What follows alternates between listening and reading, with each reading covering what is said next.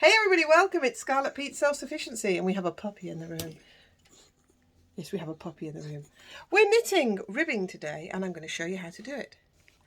Are you listening? I'm going to show you how to do it, puppy. I am.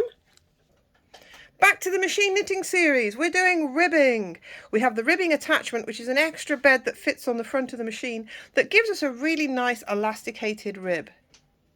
This is the rib it creates. It knits purl and knit in alternation to create a springy, bouncy piece of work that we use on the edge of our work, on the welts.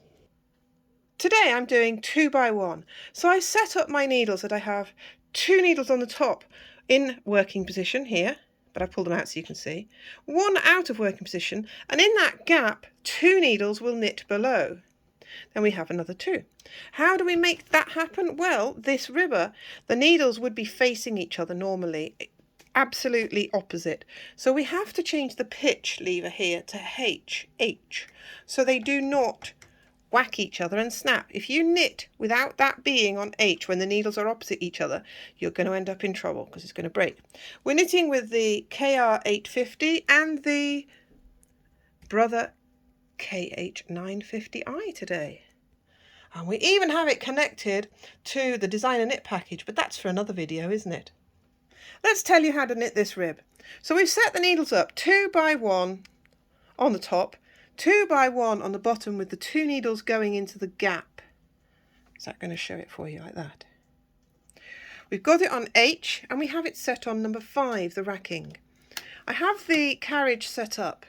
The yarn is in, the carriage is set for normal knitting on the top, and these buttons here are the holding position for non-working. That has to be on N, so it's actually working on both sides. We've got down, down, down on those levers, and we've got it right off the scale on the tightest possible, past 0 on the top. And to make the edge even better, we have it also looped under, so it's threaded up and looped underneath. The end tail is hooked underneath the bed, and we want this now to knit the cast on or the selvage edge. Now to do this starting of the cast on, we need all the needles in working position, not out like they were, and we need to turn the racking handle, which is this one here, 1 pitch to the left. This means we're going to create a zigzag. Can you see now the needles are intertwined more and there's less of a space in the centre? What that means is when we put the cast on comb on, we're going to get a perfect selvage. Shall I stop rabbiting and just knit a row?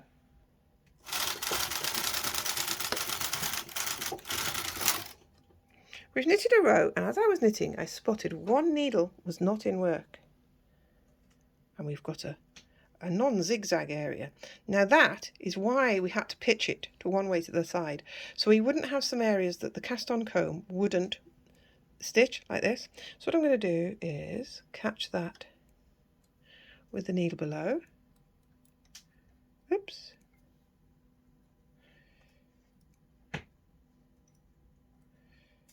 Catch it, pull those back on the top, pull that one down on the bottom, and we have back to a zigzag area again. See?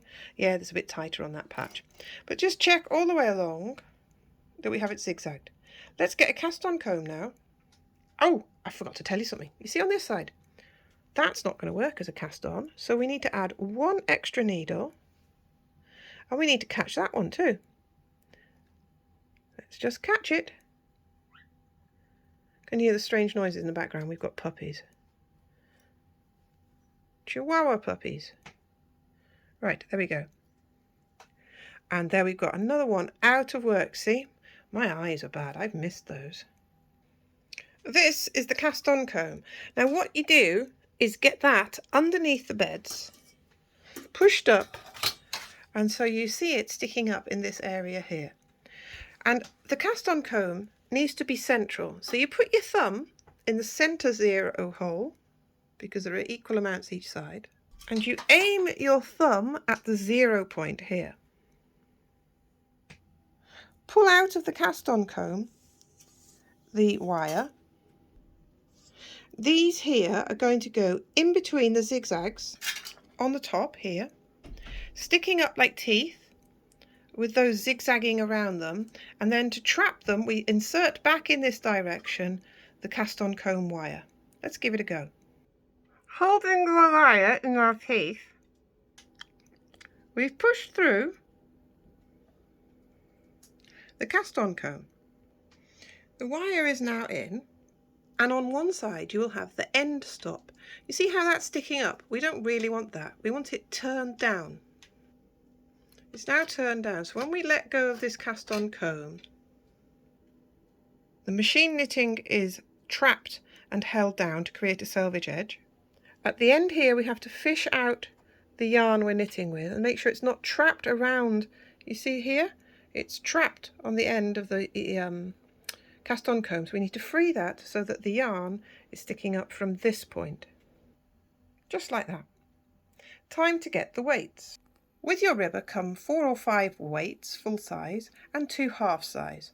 For this I'm going to use 4 or 3 weights to put in those holes where my thumb were earlier, underneath in the gap up here.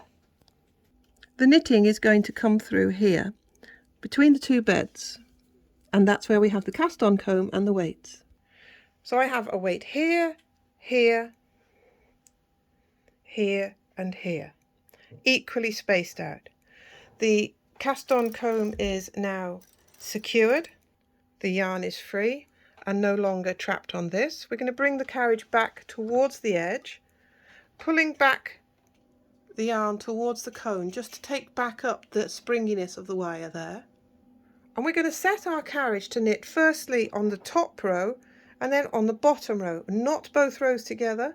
So we're going to set it for circular knitting. So the left partial lever is going to go in and the right partial lever on the bottom is going to go up. You can do it that way, or you can do right and left here. So we've got to have the opposites of the carriage. So the left hand side and the right hand side are the ones we're going to use. And we're going to knit 2 rows. 1, you see it's knitting on here, and as we come back you see it's knitted on the top. We've got a circle. Time to go to normal knitting, so let's cancel that by pressing the plain lever on the top and flipping down so all the levers are pushed down on the front of the carriage. I'm going to set the tension now, which I'm going to do as 1, 1. Now the first row, I'm going to set my row counter too.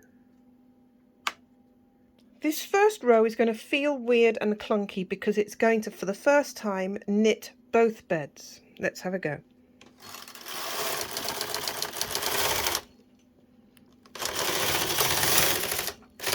And I've made a mistake, and I'll leave it in because what I have forgotten to do is now set the racking handle to make the 2 needles knit below in the gap, because we'd set it up to do a zigzag row for the start of the knitting for the selvage edge, but we need it to knit in that gap on the bottom. So I should be on number 5 here, so I'm just going to use my racking handle. This should have happened on the last row before I knitted across.